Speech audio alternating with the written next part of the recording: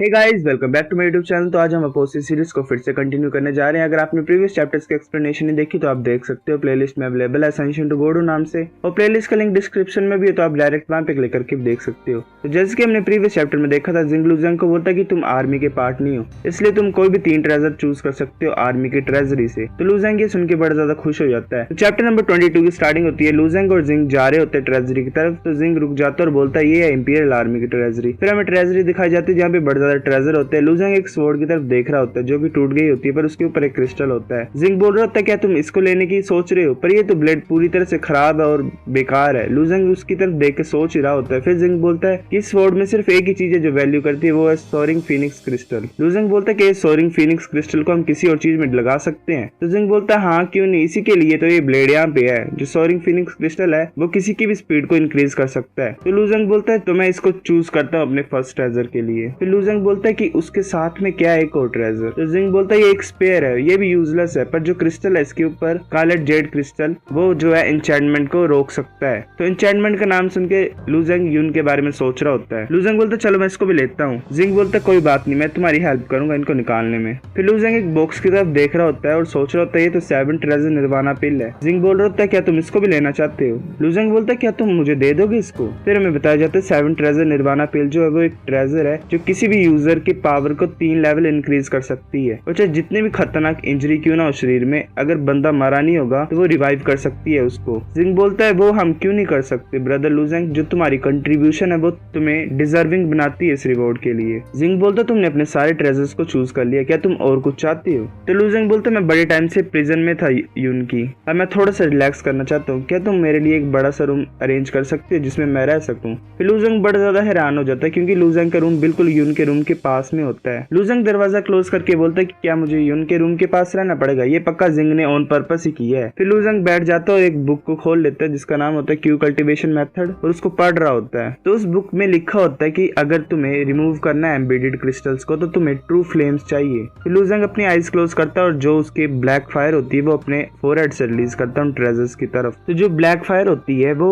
Sword की तरफ भी आ रही होती है। तो लुजियांग बोलता है मैंने तुम्हें इस स्वॉर्ड को मेल्ट करने को नहीं बोला है, तुम एक्टिवेट कर सकते हो रियून की स्वॉर्ड की, मुझे बस इस सोरिंग फीनिक्स क्रिस्टल चाहिए, बाकी तुम स्वॉर्ड का कुछ भी कर सकते हो। अगर मुझे क्रिस्टल मिल जाएगा तो तुम रेस्ट ऑफ द ब्लेड का कुछ भी कर सकते हो जो तुम करना चाहते हो। तो इसलिए तुम एक्टिवेट कर रून्स को और इस क्रिस्टल्स को बाहर निकाल दो। वो अपनी फ्लेम्स को ऑर्डर दे रहा होता है। फिर वो फ्लेम्स जो होती हैं वो रून्स को एक्टिवेट कर देती हैं और जो क्रिस्टल होता है उसमें स्वॉर्ड में से उसको निकाल देती है। लुजियांग को वो क्रिस्टल मिल जाता है, लुजियांग अपने हाथ में पकड़ लेता है उसे, और जो बाकी की स्वॉर्ड होती है उसको वो ब्लैक फायर को दे देता है। तो वो ब्लैक फायर उस स्वॉर्ड के पीस से एसेंस क्रिएट कर देती है। फिर लुजियांग बोलता है अब मुझे इस क्रिस्टल को अपने शरीर में लगाने के लिए ब्लैक फायर को यूज करना पड़ेगा, जिससे वो इस क्रिस्टल्स के द्वारा रून्स को एक्टिवेट कर सकता है। क्या मैं इसे एंड्योर कर सकता हूँ, मुझे पता है इससे बड़ी ज्यादा पेन होने वाली है मेरे को, चलो ट्राई कर ही लेते हैं क्या फर्क पड़ता है। फिर लुजियांग जो होता है वो अपनी बाजू को ऊपर कर लेता है और ब्लैक फायर उसके जो बाजू में होता है वो उस क्रिस्टल को डालने पड़ती है। तो लुजियांग की पूरी बॉडी में वो गोल्डन पैटर्न्स फिर से अपीयर हो जाते हैं। तो जैसे जो वो ब्लैक फायर उसकी आर्म को लीव करती है तो लुजियांग सोच रहा होता है ये तो इतने ज्यादा भी पेनफुल नहीं था, मुझे सिर्फ गरम गरम सा लग रहा है अपनी बाजू में। तो फिर लुजियांग की बाजू में वो क्रिस्टल पूरी तरह से डल गया होता है। लुजियांग बोलता है कि ये जो सोरिंग फीनिक्स क्रिस्टल था ये स्पीड को इंक्रीज करता है, चलो टेस्ट करते हैं इसको। लुजियांग एक स्टोन की डमी को अपने आगे रखता है और उस पर बड़े ज्यादा पंचेस करता है। पंचेस के निशान तो उस पे डल गए होते हैं स्टोन की स्टैच्यू के ऊपर। लुजियांग सोच रहा होता है ये तो वर्क कर रहा है, पर ये इम्पॉसिबल है बताना भी कि कितनी ज्यादा इफेक्टिव है ये काला जेड क्रिस्टल जो है। तो फिर नेक्स्ट मॉर्निंग का सीन दिखाया जाता है। लुजियांग अपने रूम से बाहर निकलता है तो वहाँ पे सोल्जर्स एक मिरर को कैरी करके चले होते हैं और उसके सामने उसको रख देते हैं। एक सोल्जर बोल रहा होता है कि यंग मास्टर हमें जो है वो इंस्पेक्शन करनी पड़ेगी, हम पूरी सिटी में इंस्पेक्शन कर रहे हैं, क्या तुम इस मिरर के सामने खड़े हो सकते हो। फिर हमें पता लगता है इस मिरर का नाम है डीमन इल्यूमिनेशन मिरर, जो कि बताएगा अगर कोई डीमन है तो उसका फेस रियल में उस मिरर में सामने पता लग जाएगा। फिर लुजियांग के ऊपर फ्लैश पड़ती है लाइट की और सोल्जर बोलते हैं सॉरी बॉदर करने के लिए तुम्हें। फिर वो यून के पास भी जाते हैं और वहाँ पे बोल रहे होते हैं कि मिस हमें इंस्पेक्शन करने पड़ेगी। यून बोल रही होती है कि मैं तो डीमन से पोजेस ही नहीं हूँ, मेरी क्यों इंस्पेक्शन ले रहे हो तुम। तो वो सोल्जर बोल रहा होता है कि ऑर्डर है हायर अप,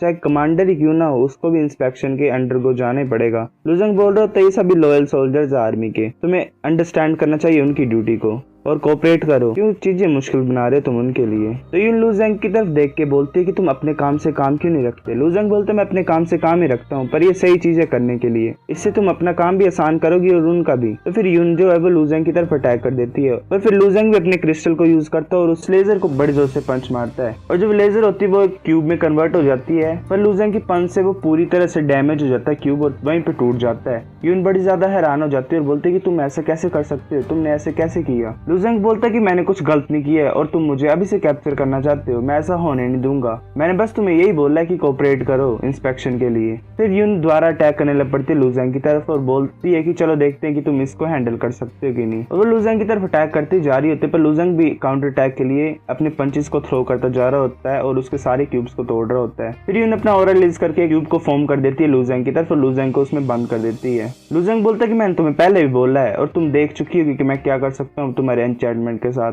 पर ऐसा लग रहा है कि तुमने अभी भी अपना लेसन लर्न नहीं किया है। यून बोलती तुम क्या सोच रहे कि तुम मेरी इस एन्चेंटमेंट को भी तोड़ सकते हो। फिर वो उस एन्चेंटमेंट को और भी स्ट्रॉन्ग बना देती है और उसको ब्लड प्रिजन एन्चेंटमेंट में कन्वर्ट कर देती है। फिर लू ज़ेंग अपनी की को रिलीज करके उसको पंच मारता है और बोलता है कि ब्लड प्रिजन एन्चेंटमेंट है तो क्या हुआ, मैं इसको तोड़ दूंगा। उस एन्चेंटमेंट पे डेंट तो पड़ते हैं पर वो टूटता नहीं है। यून बोलती है मैं देखना चाहती हूँ क्या तुम मेरे एन्चेंटमेंट को इस बार भी आसानी से तोड़ दोगे। लू ज़ेंग सोच रहा होता है मैं स्कारलेट जेड क्रिस्टल से छोटे छोटे क्रैक्स तो बना सकता हूँ एन्चेंटमेंट में और फिर उसको डिमोनिक की से जो होता है इन्फ्यूज कर सकता हूँ। मुझे पता नहीं है कि वर्क करेगा कि नहीं, पर ये एक ठीक ट्राई होगी। फिर लू ज़ेंग उबासी मार के बोलता है मैं इसको क्यों तोड़ूं, ये इतना भी बुरा नहीं है इसमें बंद होना और मैं ये बिलीव करता हूँ कि तुम मुझे हमेशा के लिए इसमें बंद करके नहीं रख सकती। फिर उनको बड़ा ज्यादा गुस्सा चढ़ जाता है। यून बोलती तुम इतनी जल्दी गिव अप कैसे कर सकते हो, तुम बड़े ज्यादा यूजलेस और बोरिंग हो। लू ज़ेंग बोल रहा हो तो तुम इतनी ज्यादा पावरफुल गॉडेस हो, मैं कैसे एक छोटा सा हाफ स्टेप इनिशिएटर एलम का बच्चा तोड़ सकता हूँ तुम्हारी एन्चेंटमेंट को। फिर यून बोलती तुम ट्राई तो करो अपनी पूरी स्ट्रेंथ को यूज करके, अगर तुम इसको तोड़ दोगे तो मैं तुम्हें रिवॉर्ड दूंगी।